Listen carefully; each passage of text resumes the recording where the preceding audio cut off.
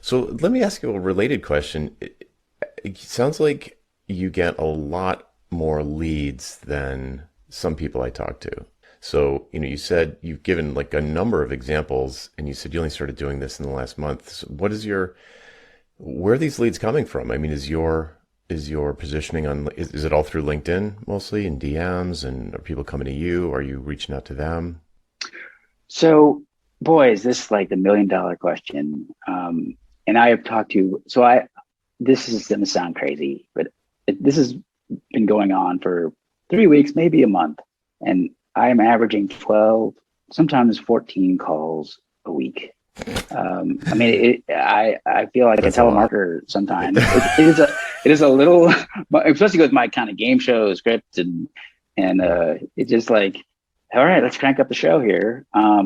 But it is the greatest thing that's ever happened to my business. I'm having just the best conversations, and obviously, like they're very focused and they're not personal. It's just the nicest part.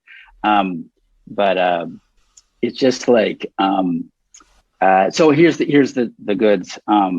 Is I do send out like kind of an automated campaign, and it's not as direct as you'd think.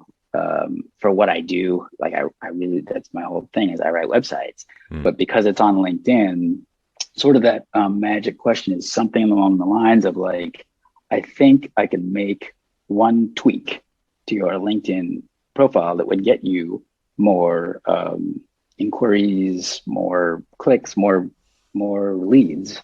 Hmm. Can I show you in a quick chat? Hmm. Thanks in advance, Kevin. Um, and just that little question sent out. I think, I mean, LinkedIn doesn't like you do it a lot anyway. They kind of throttle you. Hmm. So, and I have like Sales Navigator, so it's like the most number, but still, I maybe 10 a day. Um, and you can do it manually. Sure. And just for some reason, and it took a while, maybe 2 weeks before that, because there's a different phrasing, and of course, and then there's a different audience. Like in this case, it was targeting speakers. Hmm.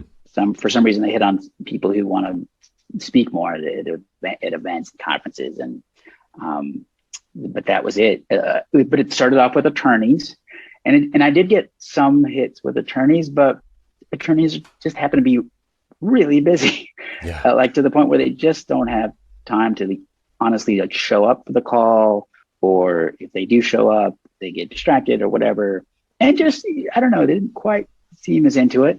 And I think Hmm. I went to maybe one more, and then finally I was like, maybe it's speakers, and you narrow down your audience with like geography maybe, or size of company, 1 to 10 or 1 to 50. There's all kinds of ways you can kind of narrow it down.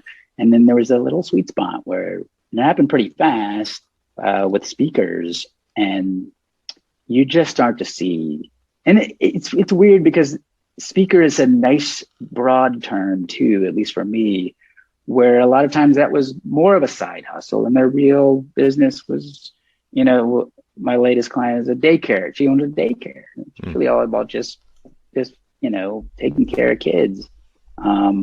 And another guy is really just about has a nonprofit about really trying to cure cancer, Hmm. pediatric brain cancer. Yeesh.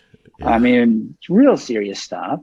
But I will say to a person, my favorite thing is you just think like, oh, what am I going to get here? I mean, leads are awesome unless the people that show up are nuts. And then you're like, oh man, how do I get out of this? Um, and I did have one actually. Out of all those calls, I had one that showed up. It was the coolest thing. She was basically like solving poverty, Hmm. and I was like, wow, this is amazing. And I kept, I want to go after who is this prospect. And she said, well, it's this and it's that. I'm like, well, where's the revenue coming in? She's like, well, it's self-funded. But we'd already talked about how the budget was $1 billion a year, capital B billion. Uh-huh. And I was like, what, self, are you? are you Bill Gates?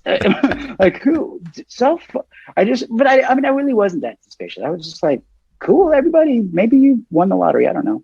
Yeah. And then near the end, did turn into a sales call. I was like, well, here's what I charge to write the rest of your LinkedIn page. And she said, oh, I can't do that. I'm on Social Security. And I just went, okay, well, good stuff. Okay. And I have to say though, it was still a delightful conversation. And luckily it was the vast minority, very much in the minority, but yeah, everyone else, they do very different things. Some of them work in corporate America.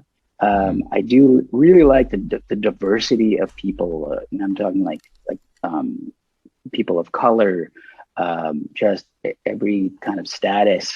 The conversations are so good, and I will say, just like your question at the beginning, almost all of them are like, I can't get nothing out of LinkedIn. And I was like, I hear you. That is clearly a frustration out there of people posting every day, and I did that too. I mean, a lot of it was my daily email, which you got me started on, which I could go on forever. But I now just do the Zapier thing, and I make sure that's posted to my page. But yeah, same thing. I just like I for a while I was doing daily email and daily LinkedIn, and I just was like, it is soul crushing to put in that kind of work and not get at least the kind of leads that I'm thoroughly enjoying. Oh my God, is that frustrating? Well, it sounds like you figured it out. I mean, that's quite a few calls. I mean, I talk to people that don't get that many leads per year.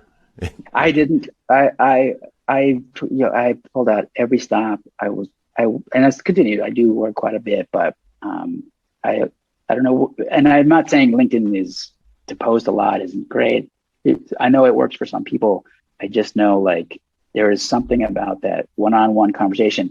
What I'm fascinated about this little campaign is it doesn't feel great when you start it. You're thinking, this feels spammy. I'm that guy now doing spam and there are a couple people that have just kind of had some negative responses. One of them like overtly racist. I'm like, how do you even get that in here? Like what? But it saves you time not remotely considering that. But by and large, the people that respond are very sincere and really need your help. And it just when they get on the call, they don't see it as spam. They see it as a lifeline. And of course I want to reward that.